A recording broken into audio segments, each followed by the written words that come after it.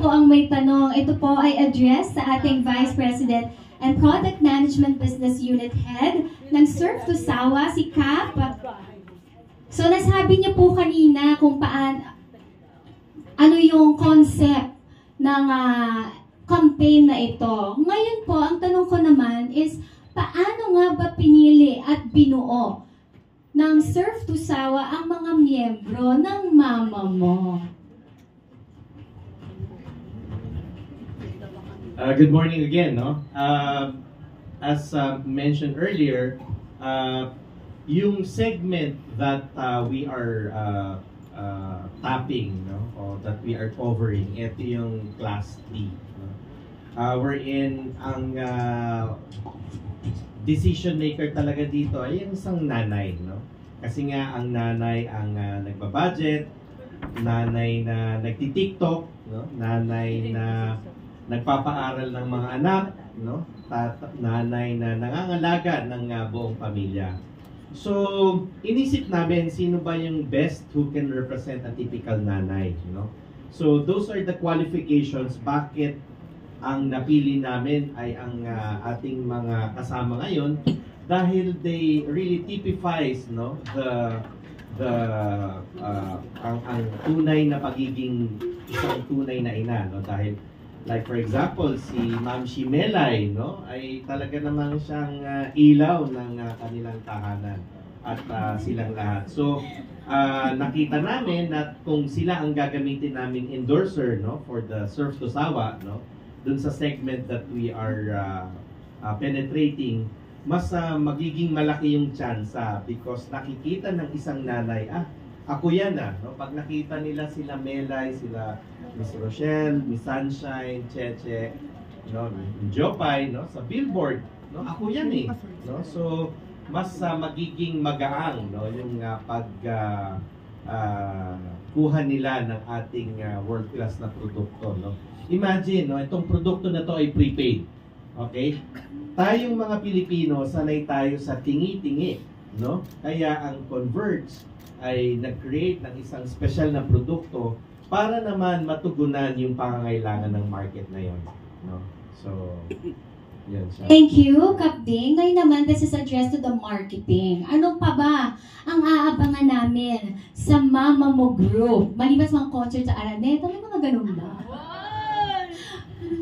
Marami tayong aabangan at talagang pinaghandaan talaga ito ng Surf to Sawa team, no? Andiyo dyan yung barangay na pagdalo namin, no? Para nga magbigay, hindi lang magbigay ng saya, di ba? At ipakilala natin ang ating Mama Mo Group, no? Andiyan din yung pagbibigay syempre ng world-class internet para sa ating mga barangay. At sa bawat pagdayo namin doon, doon din ang mga dance challenge.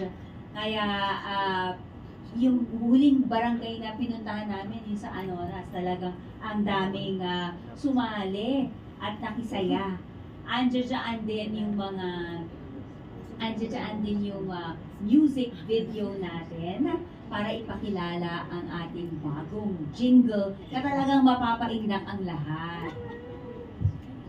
Kaya marami tayong aabangan ngayon dahil ngayong July na, no? Next month tomorrow. Oo. Marami tayong aabangan. Meron din siyang mga TikTok challenge para in talaga tayo.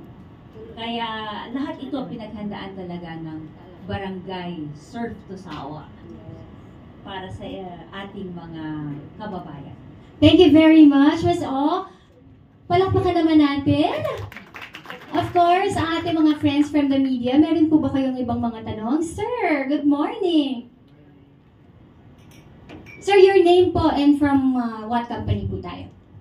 Good morning, my name is Mickey from Manila Standard. First question po muna kay Cheche. Kasi for the longest time, nakikita lang namin sa social media and doon ka lang namin parang nasubaybayan. How does it feel na again parang nagbabalik ka? syempre po, katulad ng sinabi ko kanina, it's a blessings na napasama po ako sa family ng Serve to Sawa and Converge. Dahil sa opportunity na ibinigay nila sa amin, perfectly, kami din po yung nagiging daan para ma-reach out yung mga taong nangangailangan at magkaroon ng world-class na internet access. Apart from this ba, meron pang inaasahan sa'yo? Other projects? Yung po yung aabangan nyo. Yeah. Thank you. Kay Melay naman, sabi kanina marami ng dance challenges na gagawin. Paano ka nag-prepare? Considering na sex bomb dancer sa mga kasama mo. Nagkaroon ako ng stretching every morning. Akala ko nagulong-gulong ito dyan. Talagang focus talaga. Grabe yung gumawa kami ng commercial, hindi talaga basta-basta ang kabak ko. Parang ngayon na ulit ako ilang ng anxiety. Anxiety. Pero talagang itilaban ko na lang because ang bait naman ng mga sex bomb talaga ko. Grabe talaga ang pagturo nila sa akin. Okay lang yan. Talagang support talaga sila sa all the way. Kaya yung iyak ko talaga parang gumagano na yung pwet ko. Ano na pinag-familiar na. So talagang it's a very highest honor talaga yung makasama ang OG ng mga sex bomb. Summa cum laude ka na.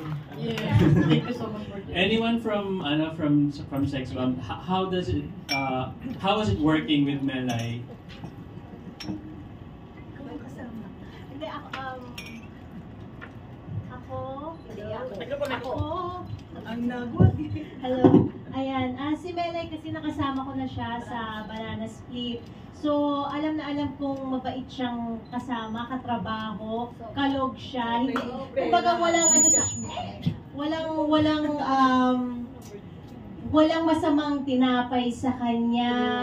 At higit sa lahat, magaling siya, kumbaga sumusunod siya pag sinabi mong parang mas ito ang tama. Kahit pa sa banana, nakikinig siya, marunong siya makinig. At sobrang bait niya talaga. Ito walang halong bola, di ba, Oo, at sa banana kasi siya yung time na laging pwede mong gawing joke, pero hindi siya mapipikon. So ako, alam ko ng katrabaho na magiging magaan yung trabaho namin dahil ang kasama namin si Mela. Yes. How about you? In terms of dancing ba, naka-level up ba siya? Yes. Ay, oo naman. Para magka-level na kami. Big check. Ikaw, Miss Rochelle? Si Mela, happy birthday, Mela. Thank you na imbitahan mo kami. Charot. Hindi, si Mela kasi nung una naming nakatrabaho, nung shoot nito, sobrang napakabait. Siyempre, ngayon lang kami, sa totoo lang, ito yung first sa akin, collaboration with ABS. So, from GMA, ABS, bahay to bahay, first time. At sinabi ko sa kanya na lagi ako nanonood ng PBB collab. At aminado naman ako. And kung paano niya kami pinakisamahan, kung paano siya, ang bilis niyang makisama sa amin. Nagpapatawa siya, pinapagaang niya yung kahit nakakapagod. Hindi kasi madali yung shoot and everything eh. Kasi shoot namin siya sa kalsada, di ba? Mainit, tapos nag-ahabol kami kasi baka umulan kasi rainy season na, etc. etc. Pero pinapasaya niya kami lagi. Kahit tapos biglang magpapatawa siya and magpapakain siya. Tapos mamaya, isisendan niya kami ng, ano ba? Hindi, pero sobrang ang saya. And then, nakakatuwa lang din po, babanggitin ko na, magpapasalamat kami sa Converge Serve to Serve. Kasi from Sex Bomb Girls time na napakadaming endorsements ng Sex Bomb Girls. Ngayon, ibang level na ng buhay namin as mga nanay at binigyan sila ang unang nagbigay sa amin ng chance bilang nanay na as a mom talaga na talagang napapanahon. Kasi from 2023, nakakatuwa kasi from 2023, nagkaroon kami ng unang endorsement na magkakasama kami. Pilit nilang ibinabalik ang Sex Bomb. And then 2024, nagkaroon po ulit ng endorsement. At ngayon naman, 2025, as mga nanay naman talaga. Kaya maraming salamat po sa pagbibigay sa amin ng chance. Thank you very much. Jopay po. Kakain na rin tayo. Naubusan na sasabihin. Ayan, syempre, gusto namin magpasalamat kaming buong Sex Bomb na kinuha niyo po kami dito sa endorsement na to. Sobrang blessed kayo sa amin, and of course, yung mga tao dito, sobrang blessed kayo sa amin. Blessed na kami sa inyo also. Kasi talagang yung tawag ng plataforma ninyo is talagang makakatulong talaga sa mga tao. Sabi nga, saan ba yung lugar mo? Yan lang ako sa malapit sa ABS. Mahina signal ko. Pakikabit yung namin. Converge kasi nandun sa lugar namin Kaya, sobrang thank you po. Thank you talaga. Thank you very much. Any more questions from our media friends? Ma'am?